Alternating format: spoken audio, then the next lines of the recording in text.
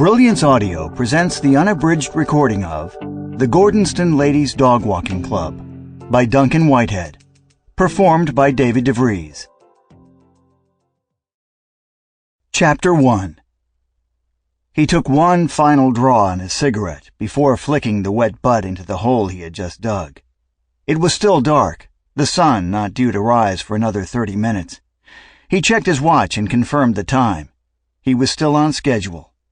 He turned suddenly to his left, surprised by the rustling noise he heard in the undergrowth. A gray squirrel peered out from the bushes before rapidly disappearing into the wooded area to the right. Overhead, a woodpecker began to tap against a nearby oak tree. The rat-a-tat, like a hammer, echoed through the densely forested landscape. Satisfied that he was still alone, he re-inspected the freshly dug hole. Ideally, it should have been 6 feet deep, but 4 he thought would do. It was not the first time he had dug a hole like this, but he wondered if this one would be the last. He had begun digging the night before, and hoped that no one would discover his half-dug hole and half-empty bag of lime salts, which it now appeared no one had. Usually he would have poured more lime salts into the bottom to cover the unpleasant smells that would rise from the ground later, but he had decided that the extra bags would be too much to hide.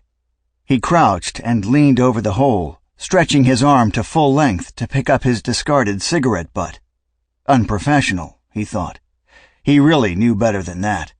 He slipped the butt into the packet it had come from, alongside the other 19 yet unsmoked menthols. From his vantage, he could see anyone entering or leaving the park. There were 3 gates, but he had taken the precaution of locking the north and south gates with padlocks, which he would remove and discard once his task was complete. Now the only way to enter the park would be via the east gate, which was the main entrance anyway, and the one he knew would be used that morning. The recently prepared hole was ensconced just off the well-trodden path that encircled the park. He couldn't have asked for a better spot to perform his task. If only they were all this easy. He picked up his shovel and placed it out of sight in the undergrowth. He would need it later to fill the hole back in. Though he had dug holes like this before, they were usually not necessary.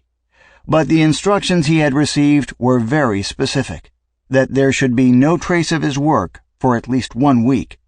He hoped that 4 feet was deep enough. He considered his surroundings and decided it was. The park was located. Sample complete. Ready to continue?